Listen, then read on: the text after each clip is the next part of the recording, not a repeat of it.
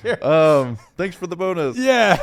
And so I go month, and here's another funny thing: SEPs and TAPs and all the stuff you have to do before you get out. Yeah.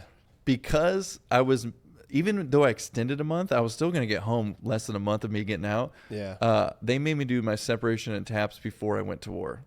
So I had to go through the whole like job interview, all the stuff like when you're getting out before I even left for Iraq. Oh, So wow. usually they wait till you come home and they like do a whole transition right out. They just like, we don't have time. It's wartime. Everyone's like, it's 2006 and 7 is the highest rates of death.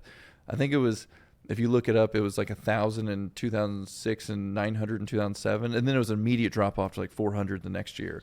I wonder if that was because Ramadi was happening in 2006, and Ramadi was absolutely insane. Yeah. Because a lot of guys I know that fought in the Second Battle of Fallujah said that Ramadi was just as bad. No, it was. And that's what it was. I think it was during the second phase. It was in the second phase of Fallujah too. The second push was in 2006 and 7 as well. Yeah. There's just so much going on at the same time.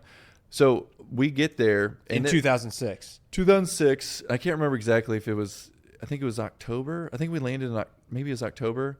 I always get the months wrong, like forget the months we get there. But we were doing a left seat, right seat with second toes. Okay. And at the time, because I was technically, even though I was an E4 and I was more senior than most people, I still was the dismount in the truck. So for everyone who doesn't know, we have our driver, we have our vehicle commander, we have a dismount and a gunner. Obviously, gunners in the 50 cal, the Mark 19 or the SAW, or the other 50 cal, I think it was.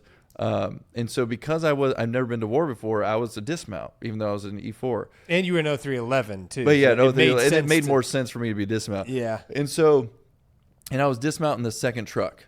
And so when they were doing left seat, right seats, and this happened to my buddy Jeremy who went over with me, I think it was his platoon anyways, where it was to the point to where the second toes didn't have to do another left seat, right seat, but the guy wanted to make sure that we knew what we were doing. So he's like, hey, I'll go on another ride with you. Yeah. And they went down MSR Mobile towards the prison, and it was one of the largest IEDs that ever went off in Iraq. And it was because that's a 6-lane highway going through. MSR Mobile is like 3 lanes over here, 3 lanes over here with the median. Oh. And under it, the culver, what do you call those big circle? Yeah, like a culvert. Yeah, culver was stacked. They stuffed this thing with, and it ended up being a very complex ambush to where they blew that thing up. And luckily their chameleons were on. We had chameleons. I don't know if they called it something different. It was like the jammers that stopped IED transmissions coming in. Yeah. We had chameleons, and the Blue Force tracker was like how we saw everything. Yeah. Luckily, the chameleons were on when it blew up. And I mean, when I came to that scene, chunks of asphalt like this big were like thrown